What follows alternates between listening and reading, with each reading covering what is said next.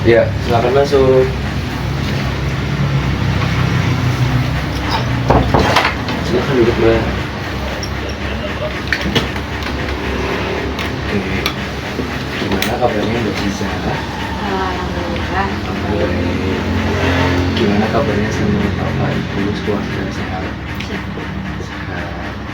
Alhamdulillah. Gimana untuk perkuliahannya sekarang lancar? Lancar mas. Kebetulan kan juga ini ya sudah selesai sidang akhir ya. Oke. Sepertinya kok Bapak lihat Mbak Ziza seperti yang masalah gitu ya, kayak gelisah, nggak nyaman. Kalau boleh tahu, kenapa? Boleh diceritain? Sebenarnya ada masalah juga sih pak. Oh, masalah. Ya Dengan siapa? teman-teman kuliah. Oh, teman-teman kuliah. Oke.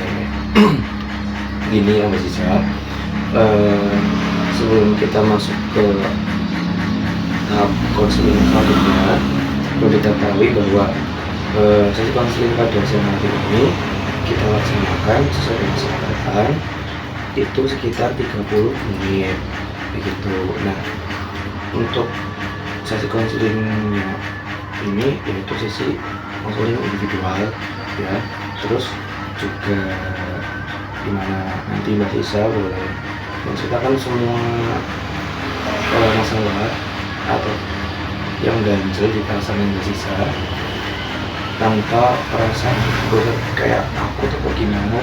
Bahwasanya tuh nanti semua informasi, semua data yang ada, semua nanti penyampaian dari Mbak Ziza Bapak tampung gitu, Bapak terima, dan nggak mungkin yang namanya nanti akan bocor ke siapapun. Jadi akan dipastikan nanti informasinya semuanya nanti aman dan terjaga begitu. Oke, sudah paham? Nah, apakah konseling bisa dimulai? Siap ya? Oke, coba nih Bapak pengen tahu masalahnya Mbak Ziza dengan teman-teman Mbak Ziza itu seperti apa kasusnya? Jadi itu pertemanan ini mulai dari semester 1. Oh ya.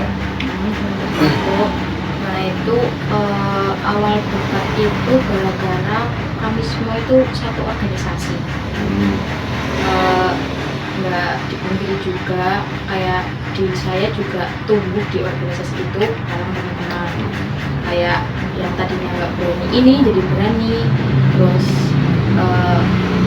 banyak upgrade diri juga di situ di organisasi dengan teman-teman juga. Tapi di balik itu juga apa ya, kayak ya mungkin itu sifatnya mereka, kayak yang buat saya itu nggak nyaman.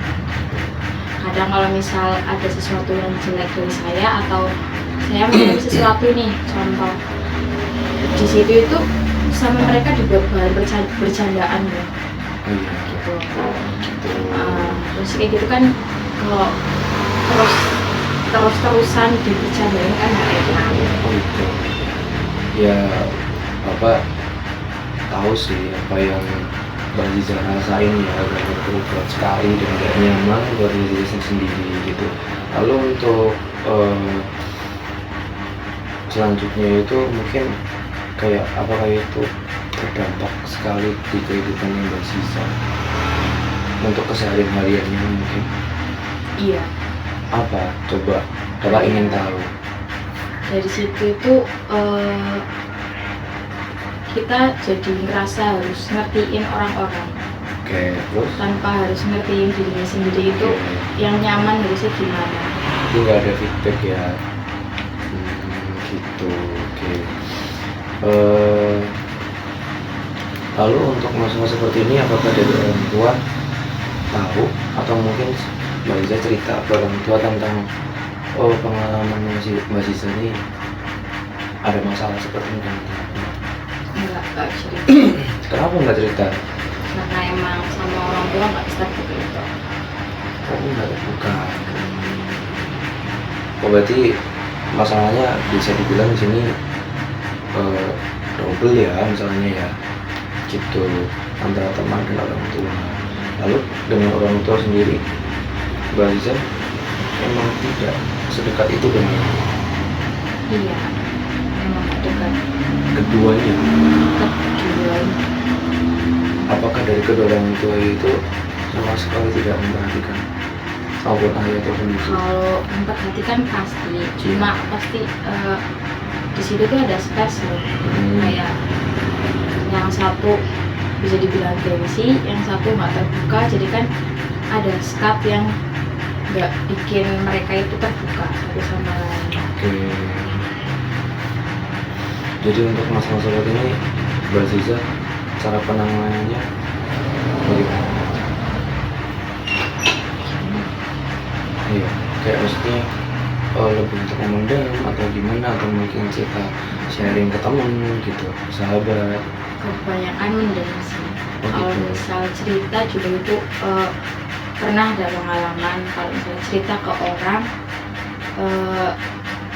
pasti itu ya nggak tahu ya, mungkin salah cerita ke orang, salah cerita, jadi ceritanya tuh nyebar-nyebar ke yang lain. Jadi ngerasa kayak "Ih, cerita ke itu tapi yang lain jadi tahu kayak gitu. Nanti bocor ya. Iya. Oke. Tambah nggak nyaman juga kayak gitu. Iya. Ya bapak tahu sih perasaan Mbak Aziza seperti apa. Nah terus Mbak Aziza itu pernah merasa kayak sedih gitu, kayak kesal, kecewa, marah gitu. Sering. Sering. Terus ketika Mbak Aziza melakukan merasa seperti itu, Mbak Aziza mungkin melakukan hal aneh gitu. Contoh mungkin kayak menggigit ini jempol atau apa. Sering. Kayak gitu. Injek. Gitu. Ya, untuk di sini Bapak coba untuk apa namanya teknik yang dimana kayak mengubah kalimat dari negatif ke positif gitu. Ya mencoba untuk membuka pikirannya Aziza ya, dimana kayak tadi faktor dari masalah teman juga dari keluarga gitu, ayah dan ibu gitu ya. Nah emang dari teman-teman kelas ini kayak semuanya emang seperti itu, yang dimana kayak apa namanya membuat dari situ tulisan, bahkan tidak ada satu orang pun sahabat atau siapa yang membuat dari situ nyaman. Nggak semua sih, ada 1-2 orang aja yang kayak gitu. Satu dua orang. Cuma gimana ya, kalau di sini kan temenannya itu nggak lebih dari 2 banyak. Jadi kalau misal yang bermasalah, misal merasa nggak nyaman sama yang ini, otomatis yang lain yang ikut. Gitu. Ya, kayak bisa dibilang itu kayak lingkaran teman yang Sehat. sehat. Nah untuk sebaiknya kayak saran dari bapak sih untuk lebih baiknya gitu, mungkin Mbak Aziza lebih meninggalkan ya kayak lingkungan hal-hal yang mana itu sangat berpengaruh besar ke kehidupannya Mbak Aziza nanti gitu. Mungkin jadi tempat kerja atau mungkin jadi tempat lingkungan sosial lainnya gitu kan. Ketika berinteraksi dengan orang kita mau belajar saya takut salah, cemas, khawatir dan lain-lain gitu. Ya untuk sebaiknya lebih menghindari, cari mungkin orang yang benar-benar bisa dijadikan sebuah teman, sahabat gitu. Terus untuk faktor dari orang tua, dari ayah dan ibu, emang dari ayah dan ibu itu seenggak peduli itukah ada Mbak Aziza? Maksudnya tidak pernah mengurus Mbak Aziza, tidak pernah melatih makanan, tidak masakin Mbak Aziza gitu, atau mungkin bayaran sekolah gitu. Bukan nggak peduli sih, kayak emang kurang tua aja. Mungkin dari background orang tuanya mereka juga, Hmm.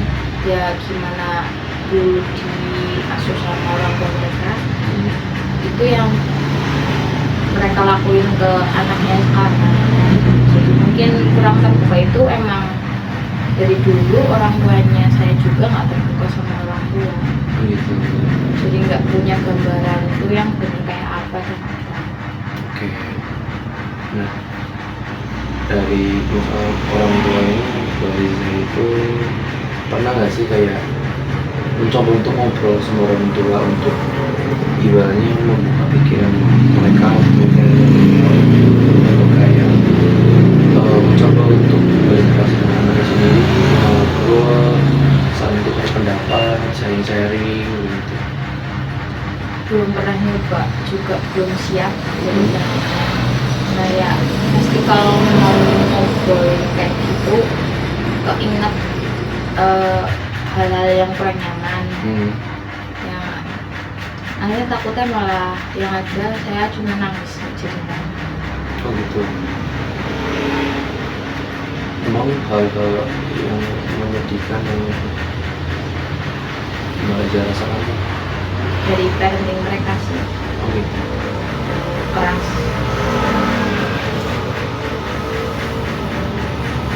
Ya, terus apakah belajar merasakan mungkin kecewa mereka, benci atau bagaimana? Kalau benci enggak, gimana pun mereka juga orang tua. Mungkin lebih ke kecewa aja kenapa ngelakuin hal kayak gitu, padahal ke anaknya sendiri. Oke. Ya di sini juga mencoba untuk menjadi pikiran yang bersih.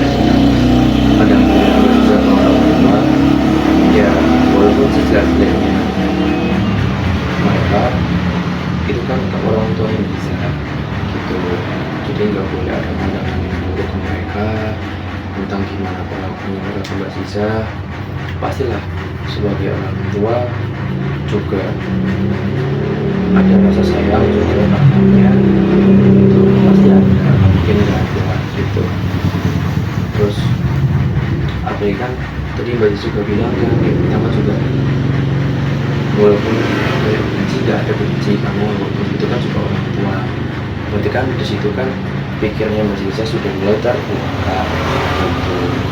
Nah, di sini kayak sifatnya bapak itu hanya membantu gitu ya, membantu dan berhasil atau tidaknya kita menyelesaikan masalah ini itu tergantung pada si konsumen atau klien gitu. Nah, itu tergantung pada Mbak itu sendiri, apakah nanti bisa untuk ibaratnya apa ya, mencoba untuk di-talk lagi dengan orang tua. Ketika tadi kan masalah dengan emak sudah terselesaikan, bahwasanya bisa mencoba untuk berani keluar dari lingkaran yang tidak sehat itu gitu. Kalau misal udah ambil keputusan itu tapi tetap dipandang salah, Untuk dipandang salah mungkin ya bapak hanya bisa menyayangkan, lebih ke mungkin oh ya udah bodo amat saja gitu kan, karena kan nggak semuanya apa ya kehidupan yang sebenarnya kita yang lakuin kan mereka yang juga nggak tahu gitu kan, karena yang tahu kan kita sendiri gitu. Jadi ya udah aktifkan aja gitu. Yang penting bisa melakukan apa ya, ya kegiatan aktivitas layaknya manusia normal orangnya gitu. Gitu. Untuk masalah dengan orang tua, coba dipikir kembali kayak walaupun mereka seperti itu pasti mereka juga ada rasa sayang sama Ziza juga sebagai seorang ibunya masih juga, berarti kan kerja juga itu kan juga sekolah yang Ziza gitu, terus masakin Ziza makanan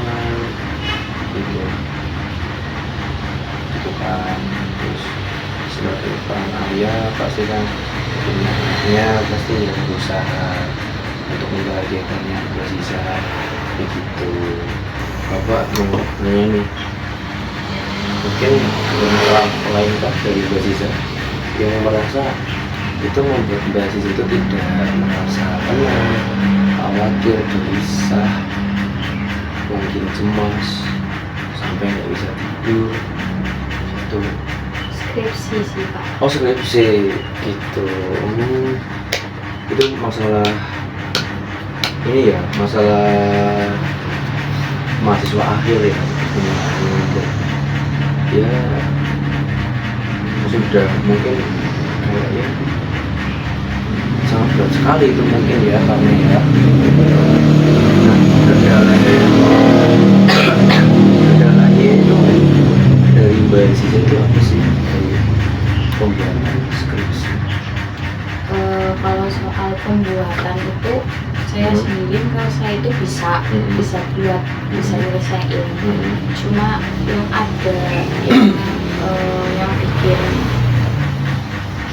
takut itu takut nggak selesai, takut salah, takut revisi terus-terusan, padahal juga itu dikejar-kejar deadline. Jadi kayaknya itu jadi satu, belum lagi masalah yang ada tambahan ngerjain skripsi kan, jadi kayak amburadul gitu pikirannya.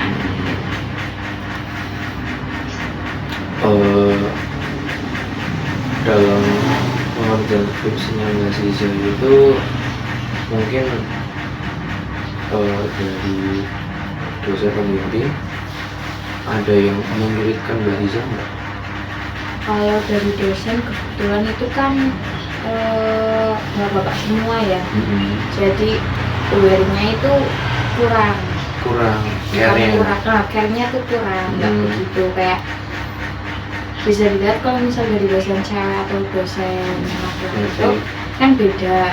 Cewek lebih tahu lah gimana perasaannya orang yang lagi ngerjain skripsi, walaupun dari dosen-dosennya saya ini juga dia ngasih masukan, ngasih pendapat kayak gini, terus kasih tahu kalau misalnya ada yang salah biasanya kayak gini. Cuma ya kayak gitu lah, namanya juga dosen cowok nggak terlalu care banget, walaupun mereka juga baik, nggak ada yang sampai ganggu ataupun susah untuk enggak. Cuma kalau misal proses minta tanda tangan itu kadang ya nguras tenaga, nguras waktu ya, dilihat dari kesibukannya dosen juga. Paling itu yang mengganggu sih kalau misalnya minta tanda tangan aja.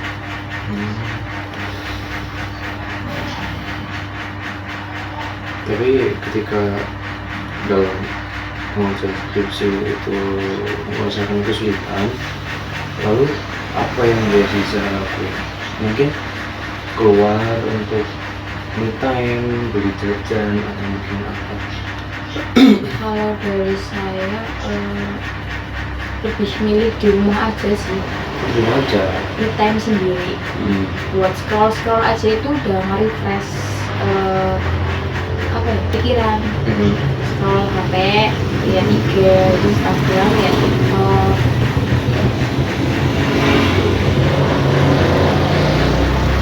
Sekali juga keluar, paling ke laut main es krim. Oh gitu, Main es krim. sendiri ya? Enggak, Oh dengan siapa? pasangan saya. Oh gitu.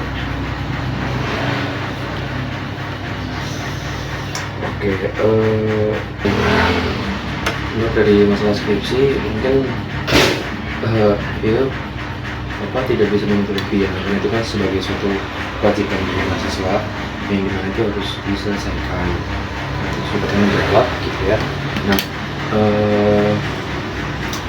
untuk masalah-masalah yang ada dari pengerjaan skripsi dan kebetulan juga dari dosen, tidak ada yang menyulitkan banget gitu ya. Nah mungkin di tahap proses pengerjaannya gitu ya, pernah nggak bahasa itu sampai apa ya, sampai merasa bahwa kayak wah ini kayak aku gak bakal selesai, kayak aku tuh kayak apa ya namanya, kayak gak bakal selesai, terus pokoknya juga bakal berhenti dengan tanggung jawab sering Ya emang lagu sama diri sendiri. lagu sama diri sendiri atau Mbak Liza lagu dengan konsep judul skripsi yang Mbak Liza ambil? Lagu sama diri sendiri, bukan sama skripsinya. Untuk sendirinya ini nggak bisa ngerasain. Gitu. Nah, di sini juga Bapak akan coba mengubah teknik negatif menjadi yang positif, maksudnya mengubah pikirannya ya, gitu. Bisa untuk nanti Mbak Liza ikuti kata Bapak ya. Yang dimana kan tadi sebelumnya kayak aku takut gak bisa menyelesaikan aku mungkin aku tidak bisa menyelesaikan skripsi ini, tapi nanti juga menjadi aku bisa untuk menyelesaikan skripsi ini, bisa ya, kita coba gitu. Nah, yuk teman-teman,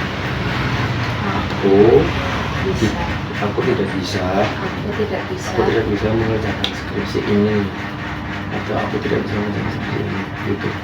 Aku tidak bisa mengerjakan skripsi ini. Nah, dibalik dengan kalimat positif. Aku bisa mengerjakan skripsi ini. Oke, gitu. Apakah dari perasaan yang Mbak Liza sedikit merasa lebih lega?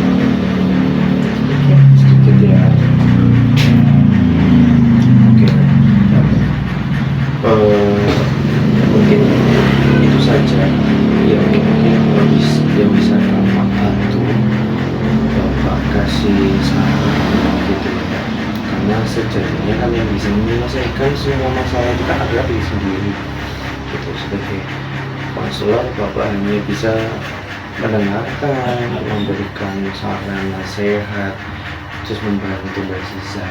Selebihnya selesai atau tidak masalahnya ini dari masalah teman-teman, orang tua, skripsi. Bapak harap sih mungkin nanti Mbak Liza bisa menyelesaikannya dengan baik lah gitu.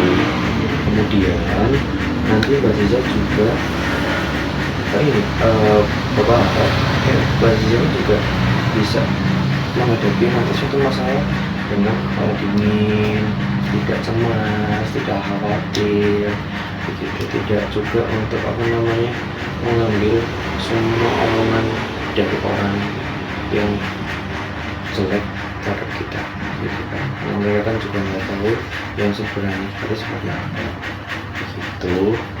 Terus Bapak juga berdoa semoga untuk semua masalah yang ada di dalam diri Mbak Liza itu bisa terselesaikan, gitu. Selesaikan, dan juga selalu bahagia, terus diberikan kemudahan apapun yang Mbak Liza lakukan, gitu ya. Dilakukan semua urusannya sampai akhir nanti, gitu.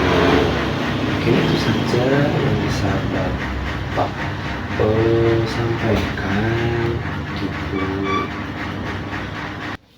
Oke, untuk masalah selanjutnya mungkin ada yang mau Mbak Liza utarakan. Mungkin masalah yang lain itu kan lagi fresh graduate kayak gini Ya, terus kayak mungkin dirasa bukannya senang sih, senang kayak dibilang baru selesai kuliah, terus sudah masuk di pria wisuda kan, jadi senang gitu. iya. Terus tapi dibalik itu juga mulai masuk ke dunia yang sesungguhnya, yaitu melanjutkan karir, gimana kedepannya mau gimana. Lihat juga sekarang buat cari pekerjaan itu susah, udah coba apply ke sana kesini, lamaran juga belum ada panggilan gitu sih. Mungkin dari situ kayak takut nggak bisa, takut nggak jadi apa-apa. Terus dia juga tanggungannya udah kelihatan. Tapi sudah mencoba untuk apa namanya, daftar ke PT atau mungkin daftar ke tempat lain gitu. Dari sebelum lulus sudah nyoba-nyoba kayak Sudah. lagi masa ngerjain skripsi itu kan banyak waktu longgar, jadi kayak nyoba lamar sini kayak gitu. Nah untuk kebutuhan itu kerja yang dimana juga sekarang kan susah ya. Faktor yang pengen banget Mbak Ziza untuk cari kerja itu apa sih? Dari ya kebutuhan ya sih, kebutuhan dari diri sendiri. Dia juga anak pertama, Iya, pasti kayak pengen lah bantu orang tua buat biayain adiknya sekolah, dan dia juga punya dua adik. Iya. Terus untuk kayak masalah Mbak Ziza ini butuh pekerjaan, untuk kerja itu kayak misalkan kita kerja nih, nah itu sesuai dengan keinginan kita sendiri atau mungkin karena melihat kondisi orang tua, keluarga, adik-adik Mbak Ziza, terus menjadi kayak Mbak Ziza itu kayak terpaksa gitu loh. Apakah seperti itu? Kalau terpaksa enggak, kalau saya rasa itu kewajiban saya kalau misalnya udah selesai jenjang pendidikan ya harus bekerja. Cuma kan yang ditakutkan sama diri saya itu takut prosesnya lama, kayak setelah lulus nggak langsung dapet kayak gitu. Terus dari orang tua apakah mengizinkan atau mungkin Mbak Ziza juga sudah minta restu izin ke orang tua untuk mencari pekerjaan? Kalau dari orang tua saya itu diminta juga setelah lulus ya udah punya kegiatan bekerja. Terus support system mungkin dari teman-teman, sahabat gitu. Ya kebetulan ada sahabat yang sama prosesnya bareng gitu, jadi ya sama-sama bisa dibilang kayak overthinking bareng lah, kayak takut nggak jadi apa-apa, takut setelah lulus juga nggak langsung kerja. Oh gitu. Ya juga ya sharing-sharing kayak nanti baiknya kayak gini kayak gitu. Terus keinginan Mbak Ziza bekerja itu ingin maksudnya yang menetap di satu daerah atau mungkin nanti yang keluar daerah atau mungkin keluar pulau Jawa? Kalau yang saya pengen sih di sini aja, ya dekat sama orang tua. Terus ya walaupun kerja di luar itu cari pengalaman, cari Referensi ya. kayak ya bisa belajar kemana aja yang belum pernah didatengin, jadi bilang kayak gitu. Tapi lebih memilih yang dekat sama keluarga. Juga kan lihat dari kalau misal keluar kan tambah biaya hidup juga di luar. Kalau misalnya masih netep di sini kan paling enggak mengangkat biaya hidup itu ya lebih minim lah. Itu bukan tahun yang lain untuk bekerja itu maksudnya kayak dari orang tua juga mensupport ya gitu ya. Dari penyampaian Mbak Ziza tadi kan terkait dengan lowongan kerja itu yang sudah Mbak Ziza ceritakan ya, sesulit apa sih untuk cari kerja, banyak banget pesaingnya dan lain-lain. Itu berarti bukan karena keterpaksaan Mbak Ziza ya, tapi karena emang kebutuhan gitu ya gitu. Dan caranya Bapak sih untuk jangan melihat dari mungkin anak-anak yang lulusan dari PTN negeri atau univ negeri gitu, karena Mbak Ziza mungkin yang dari univ swasta mungkin ya enggak, jangan apa namanya, jangan minder, jangan berputus asa, jangan mungkin nggak pede gitu, karena kan yang emang realitanya di lapangan, yang apa namanya di pekerjaan itu kan yang lebih dibutuhkan itu adalah kayak skill gitu. bukan kamu lulusan dari univ mana gitu. Nah, apakah ada hal lain yang mau bisa ceritakan lagi atau mungkin sudah cukup? Sudah cukup. Lalu bagaimana perasaannya Mbak Tiza setelah tadi menyampaikan masalah itu? Merasa lebih baik, lega juga, terbantu untuk berpikir lebih baik lagi. Untuk kedepannya Iya. ya sudah,